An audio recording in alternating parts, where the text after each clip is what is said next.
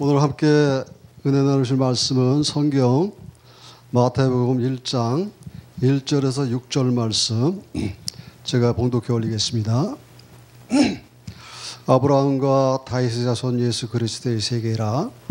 아브라함이 이삭을 낳고 이삭은 야곱을 낳고 야곱은 유다와 그의 형제를 낳고 유다는 다말에게서 베레스와 세라를 낳고 베레스는 헤스론을 낳고 헤스론은 람을 낳고 람은 아미나답을 낳고 아미나답은 나손을 낳고 나손은 살몬을 낳고 살몬은 라합에게서 보아스를 낳고 보아스는 룻에게서 오벳을 낳고 오벳은 이새를 낳고 이새는 다윗 왕을 낳으니라. 다윗은 우리의 아내에게서 솔로몬을 낳고. 아멘. 자, 기도하겠습니다. 자비로우신 아버지 하나님, 은혜와 사랑을 감사합니다. 부족한 종을 귀한 강단에 세우심을 감사합니다. 이 시간에 하나님 말씀을 통해 은혜 받기를 원합니다. 성령이 가운데 임재하시고 이 시간 성령님 말씀하여 주시옵소서. 예수님의 이름으로 기도드리옵나이다. 아멘. 오늘 본문 말씀을 중심으로 해서 죄인을 부르시는 하나님이라는 제목으로 함께 은혜를 나누도록 하겠습니다. 우리가 통상 족보라고 하면 자기 조상 중에 큰 벼슬을 했다든가 아니면 또 나라에 큰 공헌을 했다든가 그런 조상이 있을 때에 가문의 영광이요 가문의 자랑을 하려고 족보를 만드는 것이 우리 통상 족보라고 알고 있습니다. 그런데 오늘 예수님의 족보를 조상들의 그 면면을 살펴볼 때에 있는 족보도 감출 만큼 그렇게 참 부끄러운 족보들이 많이 있습니다. 부끄러운 조상들이 많이 있습니다. 3절 말씀에 유다는 다말에게서 베레스와 세라를 낳고 이렇게 기록이 되어 있습니다. 유다와 다말은 시아버지와 며느리의 관계입니다. 근데 도대체 어떠한 사연이 있길래 시아버지와 며느리 사이에서 쌍둥이 아이가 태어났을까요? 참 이건 좀 폐륜적인 사건이죠. 유다는 우리가 잘 알다시피 야곱의 넷째 아들입니다. 넷째 아들인데 유다와 다말에서 베레스와 세라라는 쌍둥이 아이가 태어났어요. 그래서 이게 어떻게 된 사건인가 하면 이 문제에 대해서 이 불미른 사건에 대해서 창세기 38장에 자세히 기록이 되어 있습니다. 이 영상을 보시는 시청자 여러분들 영상을 다 보시고 난 후에 창세기 38장을 자세히 살펴보시기 바랍니다. 제가 간단히 요약해서 말씀드리면 유다에게 아들 셋이 있었어요. 첫째는 이제 엘, 그 다음에 오난, 그 다음에 셋째 아들 셀라, 이렇게 세 아들이 있었습니다. 그런데 유다가 이 가나안 여인 다말을 자기 첫째 아들 첫째 아들하고 이제 혼인을 시킵니다. 엘하고 혼인을 시켰는데 이 엘이 하나님 앞에 아주 큰 죄인이었어요. 아주 가나안 그 땅에서 성장을 하다 보니까 아주 음란하고 폐역적인 그런 그 영향을 받아가지고 하나님 앞에 범죄를 해가지고 하나님께서 이 애를 치셔가지고 생명을 걷어가 버렸습니다. 이 당시에 가나안 땅은 우리가 잘 아는 저 강남 압구정동 그런 그 아주 퇴폐적이고 아주 그 밤이면 불야성을 이루는 그러한 그 환락의 도시입니다.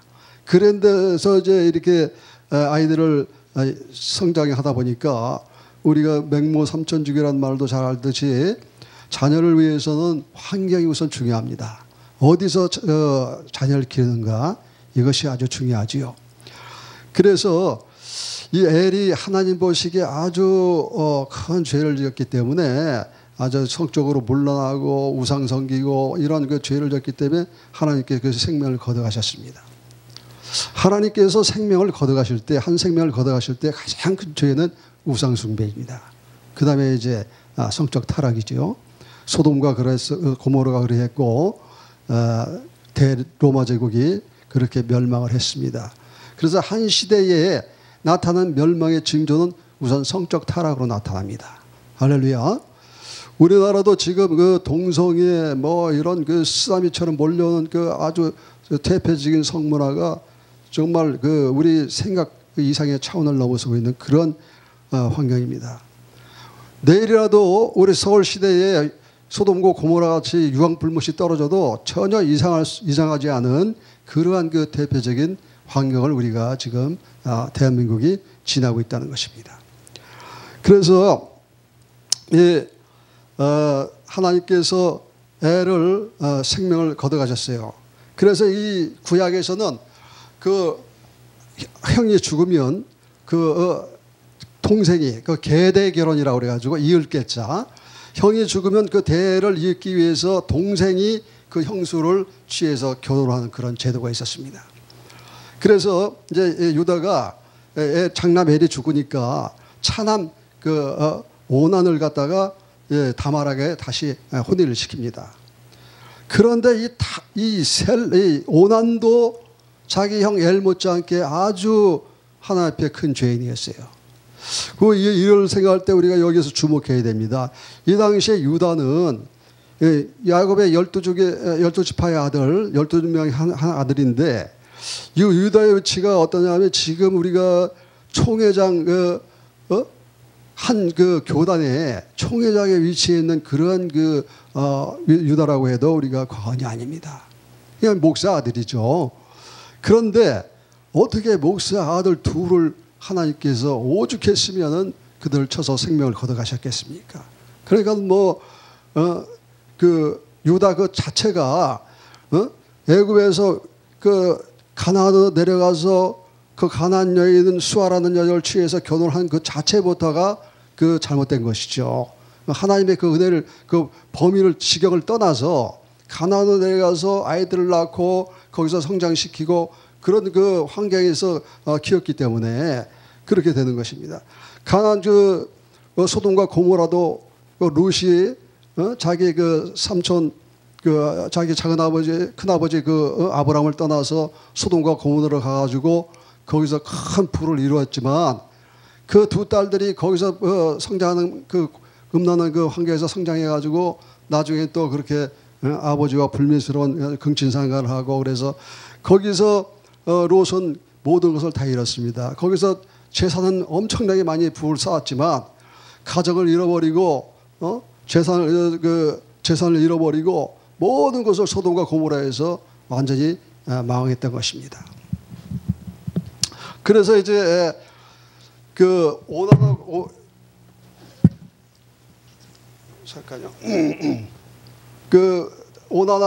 현을 시켰는데 이 오난도 이제 하나님께서 거둬가셨어요. 생명을 하던 이제 타락하게 그렇게 사니까. 그래서 이제 유다가 가만히 생각하니까 자기 며느리가 좀 팔자가 사나운 것 같아요. 벌써 두 아들이 죽었지 않습니까? 그러니까 마지막 남은 아들 하나인데 가만히 생각하니까 안 되겠어요. 얘까지 저 다말이랑 결혼을 시켰다가 죽으면 이제 완전히 대가 끊기는 건데 아무리 생각해도 안 되겠어요. 그래서 이제 유다가 생각한 끝에 다말을 불렀습니다. 며느리 다말을 불러서 네가 볼 때에 지금 두 형제가 죽고 이 셀라는 지금 나이가 어리니까 집에 가서 네 고향에 가서 본가에 가서 수절하고 있어라. 그러면 이 셀라가 장성하면 너와 결혼을 시키리라. 그렇게 해서 이제 친정으로 돌려보냈습니다. 그런데 그것까지는 좋았는데 이 친정으로 가서 가만히 다말이 생각하니까 속은 거예요. 아무리 기다려도 1년, 2년 세월이 지나도 시아버지한테 연락이 오지 않는 겁니다. 그래서 그렇게 이제 정말 친정에서 우울한 그 고생의 나날을 지나고 있는데 하루는 이 유다의 친구가 다말 사는 그 고을에 살고 있었어요. 그래서 유다가 거기서 이제 양도 치고 해서 양털 깎을 일도 있고 해서 그쪽으로 내려갔습니다. 자기 친구 있는 데로. 거기가 이제 다말 마을하고 같은 마을이에요. 그래서 거기서 자기 친구를 만나서 사업차 이렇게 만나서 얘기하다가 이제 술을 거나하게 마셨죠. 그래서 술을 거나하게 마시고 이렇게 나오는데 거기는 막 우상 신전도 있고 장려촌도 있고 굉장히 타락한 도시예요. 가나안 땅이니까.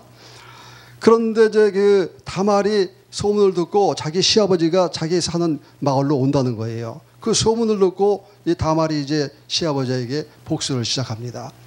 다말이 술이 거나하게 취해서 내려오는 자기 시아버지를 저기서 보고 그 문 곁에 앉아서 면박을 쓰고 화장을 아주 짙게 하고, 그리고 연극할 때 보면 배우들이 화장을 짙게 하지 않습니까? 그 여자분들이 그렇게 화장을 짙게 하면 절대 못 알아봅니다. 저도 그런 경험을 한번 했는데 보니까 아는 사람 같은데 화장을 너무 짙게 해서 모르겠더라고요. 그래서 여자분들이 화장을 짙게 하면 알아볼 수가 없구나.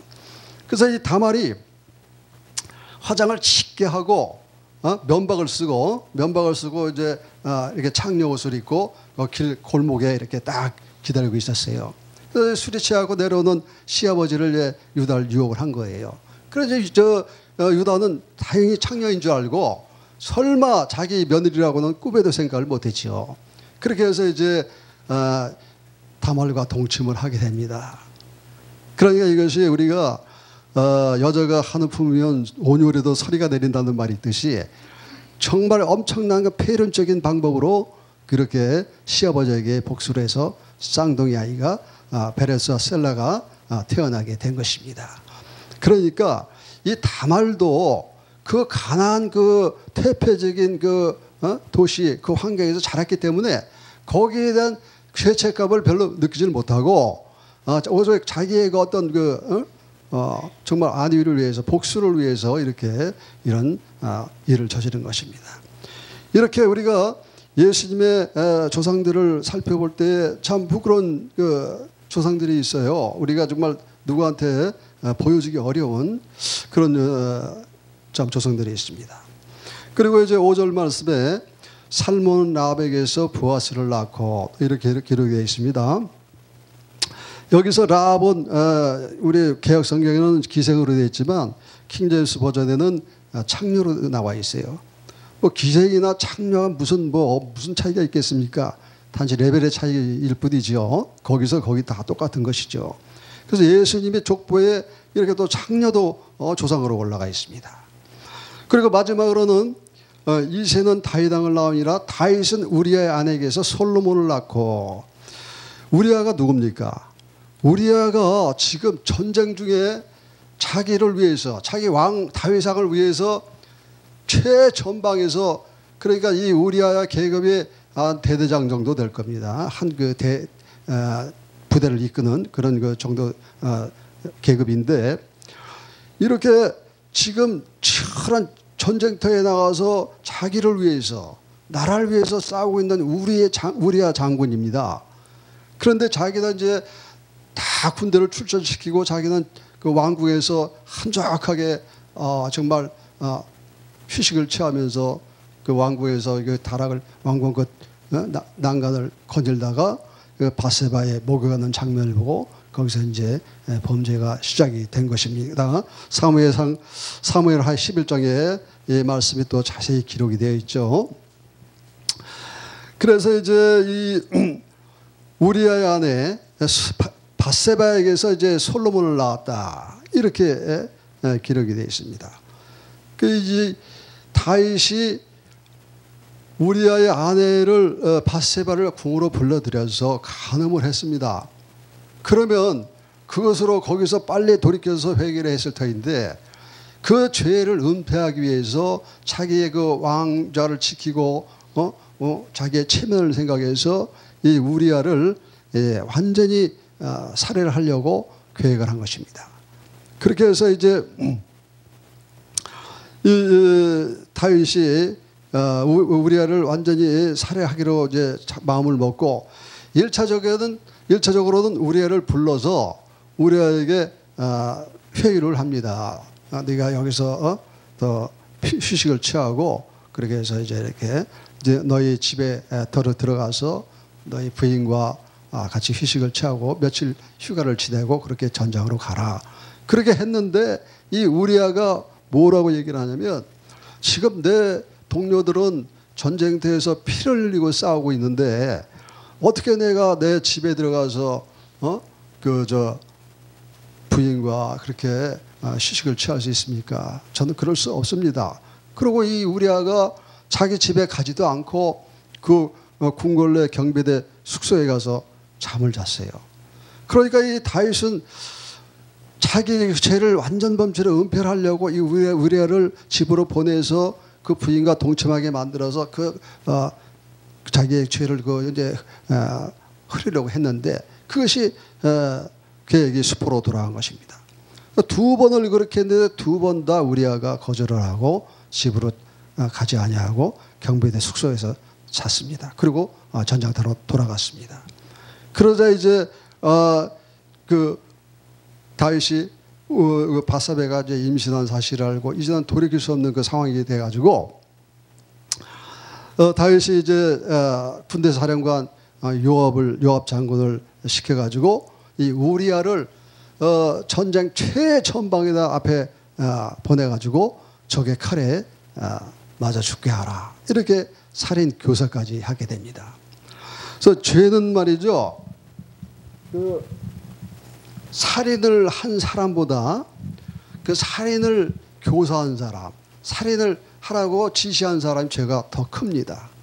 그렇게 해서 이 요압이 바사베의 남편 우리아 장군을 최전방에다 배치를 시켜가지고 결국은 적의 칼에 맞아 죽게 한 것입니다. 정말 인간의 타락이 과연 어디까지인가 우리가 이것을 생각할 때에 정말 두렵고 떨리는 마음으로 우리의 믿음을 지켜야 될 것입니다. 지금 우리가 선악과는 그 옛날 에덴 동산에 있는 것이 아닙니다. 있는 것만이 아닙니다. 오늘날에도 우리 주위에는 음란의 선악과, 폭력, 탐욕의 선악과가 우리를 계속 유혹하고 있는 것입니다. 그래서 우리는 우리 신앙을 겸손하게 마지막 천국문에 이를 때까지 말씀 안에서 겸손하게 우리의 믿음을 지켜야 될 것입니다. 할렐루야. 그렇게 살펴볼 때에 정말 이렇게 예수님의 족보 안에는 모든 이 세상 죄인이 다 있습니다. 시아버지와 근친 상간에서 아이를 낳은 폐륜적인 다말, 또 창녀, 또 간음하고 거기에다가 자기 죄를 은폐하려고 살인까지 한 다윗. 세상 죄인이 다 있습니다. 폐륜적인 다말, 창녀, 간음한 사람, 살인한 사람 이렇게 모든 죄인이 다 있는 것입니다.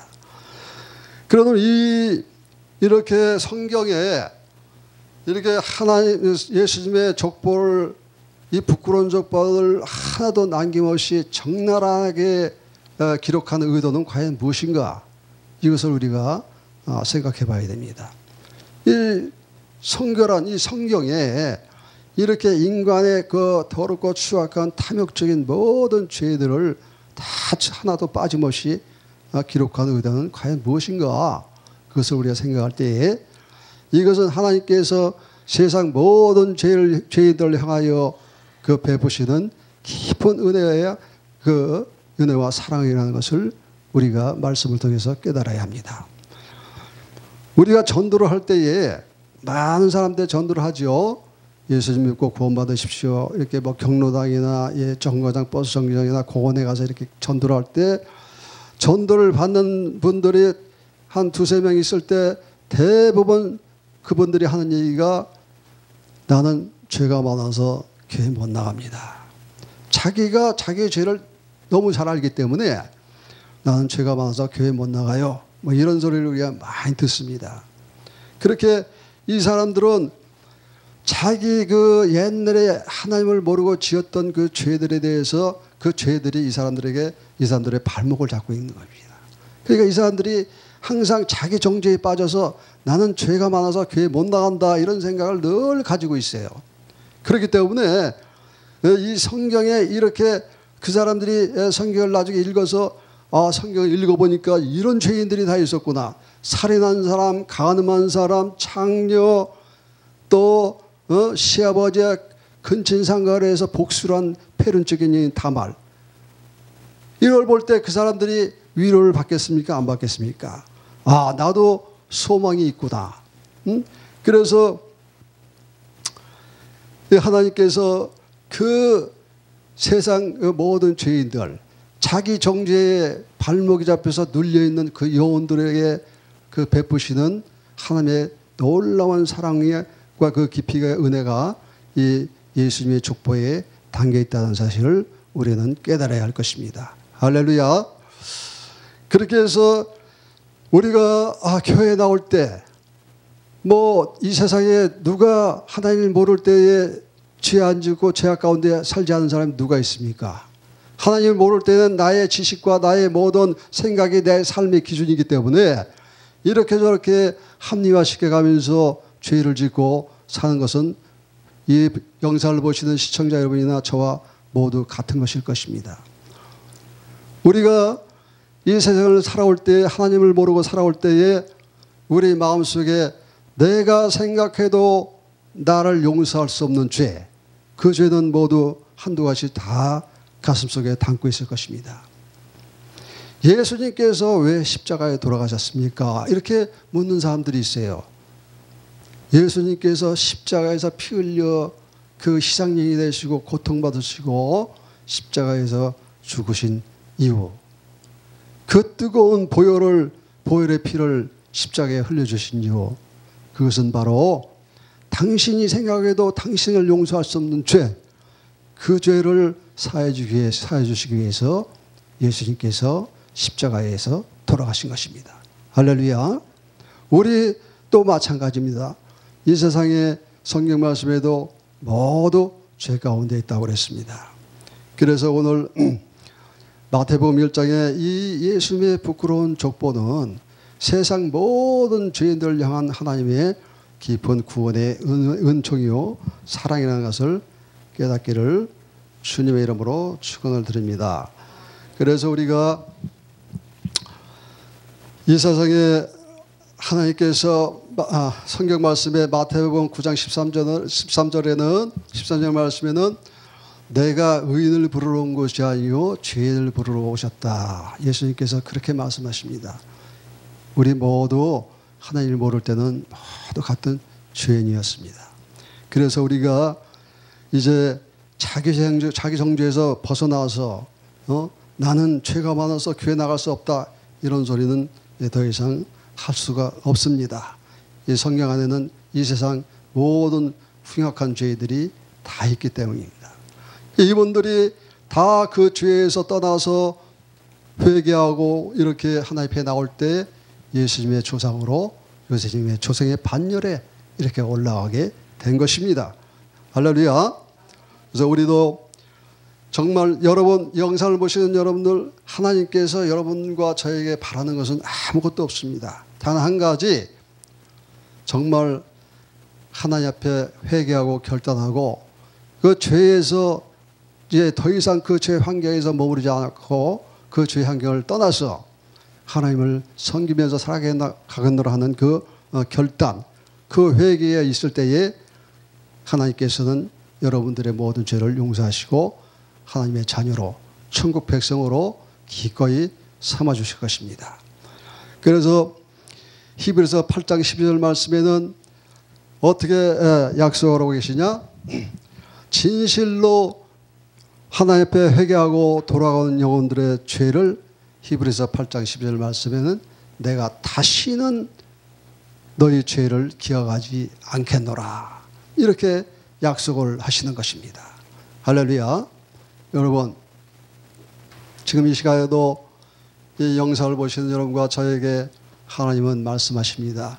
너희가 진실로 회개하고 돌아오면 내가 너희 지난날의 죄를 다시는 기억하지도 않겠다, 이렇게 약속하고 계십니다.